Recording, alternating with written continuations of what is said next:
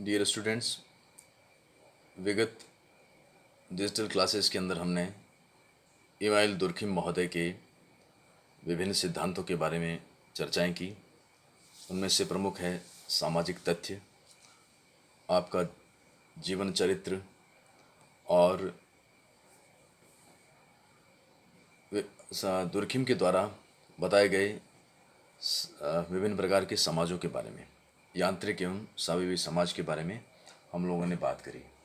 आज हम इसी क्रम में आपकी एक समझ बनाने के लिए, आपकी अंडरस्टैंडिंग क्रिएट करने के लिए मैं आपको सामाजिक श्रम विभाजन क्या है दुर्खिम का, इसके बारे में कुछ बातें आपसे शेयर करूंगा कि डिवीज़न ऑफ लेबर ये क्या है। इस सिद्धांत का प्रतिपादन दुर्खिम महोदय ने the division of labour in society 1893 में प्रकाशित अपनी पुस्तक में किया। आपने बताया कि एकता पर आधारित दो प्रकार के समाजों की चर्चा की। एक यांत्रिक एकता पर आधारित समाज हुए, दूसरे स्वाभाविक एकता पर आधारित समाज। यांत्रिक समाज परंपरागत और प्राचीन समाज हैं और स्वाभाविक एकता पर आधारित जो समाज थे वो आधुनिक समाज हैं, पूंजीवादी समाज हैं, जहाँ पर श्रम विभाजन पाया जाता है, श्रम का विशेषीकरण पाया जाता है। आओ हम एक समझ बनाएं इस कंसेप्ट के बारे में। सामाजिक श्रम विभाजन का जनसंख्या के आकार एवं घनत्व में वृद्धि से संबद्ध है।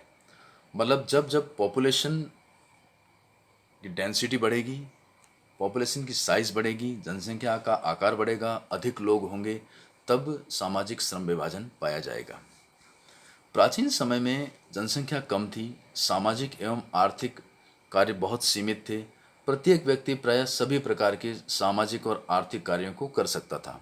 सामाजिक और आर्थिक कार्यों को लेकर के मनुष्यों के बीच में कोई विभेद नहीं था, कोई विशेषीकरण नहीं था। प्राचीन समाज में प्रत्येक व्यक्ति प्रत्येक प्रकार का कार्य कर सकता था। श्रम विभाजन की कोई विशेष आवश्यकता अनुभूत ही नहीं की गई। ऐसे प्राचीन आदिम समाजों में ऐसी आवश्यकता ही महसूस नहीं हुई कि इलेक्ट्रिशियन होना चाहिए, कारपेंटर होना चाहिए, गोल्ड स्मिथ होना चाहिए, ब्लैक स्मिथ होना चाहिए, सुनार, लोहार, अलग अलग लोगों की, अलग अलग विशेषीकृत व्यक्तियों की, कारीगरों की आवश्यकता ही नहीं पड़ी, क्योंकि आर्थिक और सामाजिक कार्यों में अधिक विभेद नहीं था। सभी लोग सामूहिक इच्छा से बंधे होते थे। समाज में लोग जनमत, परंपरा, धर्म और राजा के दबाव में आंख मूंद कर यंत्रवत, जैसा राजा कहे, जैसा सामंत कहे, वैसा कार्य करते रहते थे। यंत्रवत कार्य करते रहते थे। इस प्रकार समाज में यांत्रिक एकता थी।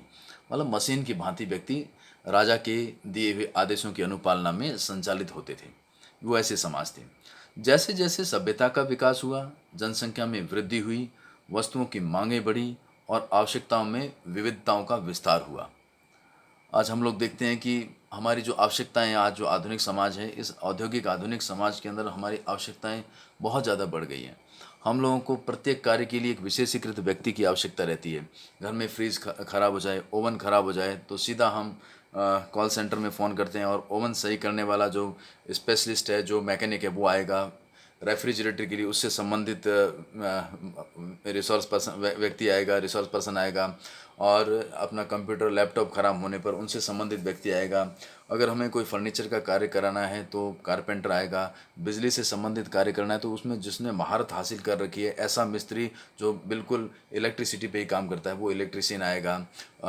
पानी का काम करवाना है तो प्लम्बर आएगा। तो इस तरह से अलग अलग स्पेशलाइज्ड एक श्रम का विभाजन हो गया, स्पेशलाइज्ड लेबर मिलने लगी। क्यों? क्योंकि हमारी आवश्यकता ऐसी बढ़ गई। विभिन्न सामाजिक कार्य, विशेषतः आर्थिक उत्पादन बड़े पैमाने पर होना जरूरी हो गया, क्योंकि जनसंख्या बढ़ गई।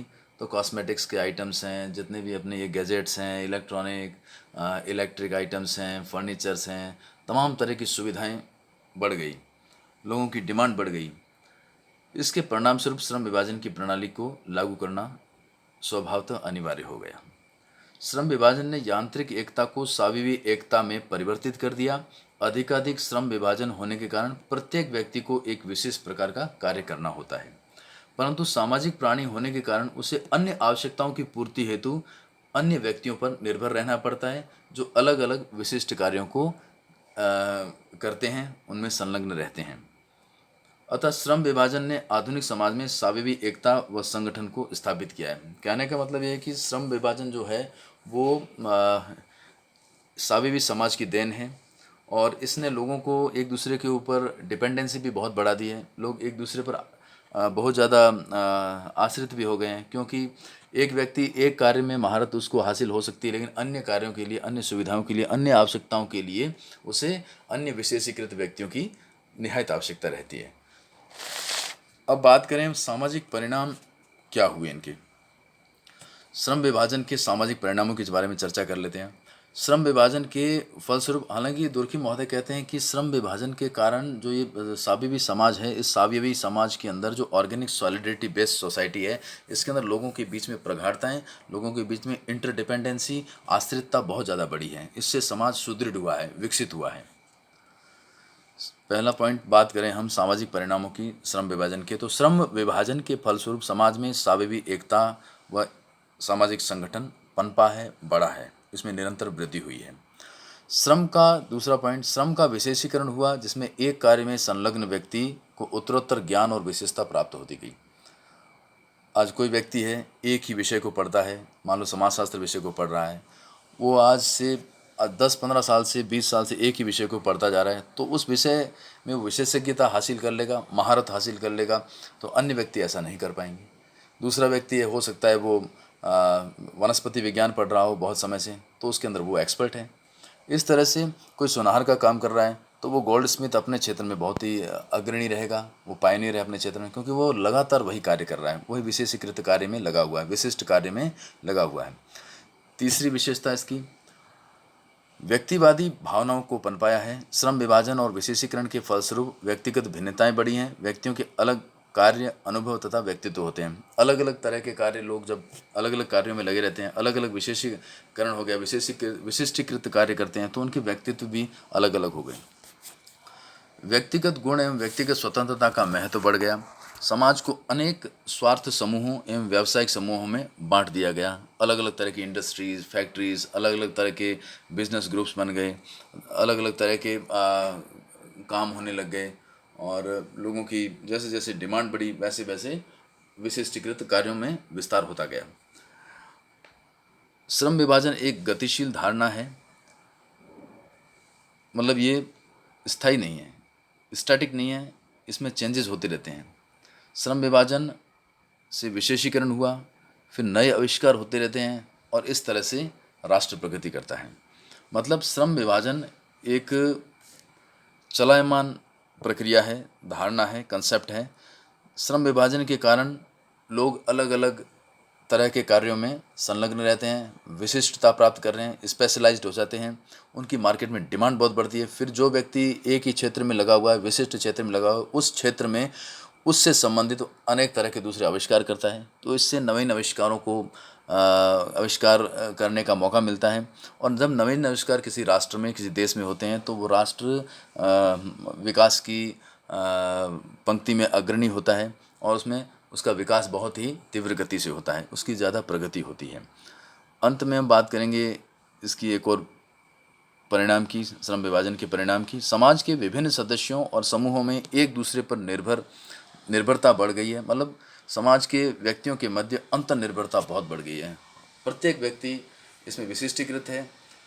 एक व्यक्ति एक क्षेत्र में विशेषता रखता है, महारत हासिल है, लेकिन दूसरे कामों के लिए उसे अन्य व्यक्तियों की आवश्यकता होती है। इस कारण से समाज में प्रत्येक व्यक्ति एक दूसरे से जुड़ा हुआ है, सुदृढ़ता हुई है, सामाजिक संबंधों में सुदृढ़ता हुई है, अन्योन्याश्रितता का भाव भी विकसित हुआ है। तो प्यारे विद्यार्थियों, ये मैंने आपकी अंडरस्टैंडिंग के लिए एक लेक्चर बनाया, जिसमें आपको समझ में आ जाए कि ये वास्तव में श्रम विभाजन है क्या, श्रम विभाजन के क्या क्या फ़ायदे हैं, किस समाज की देन है श्रम विभाजन।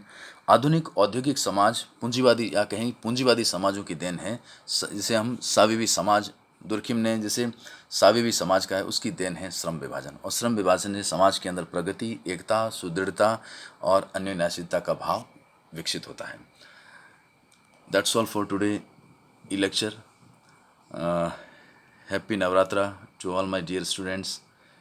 Stay home, stay safe, stay healthy. Thanks to all of you. Goodbye.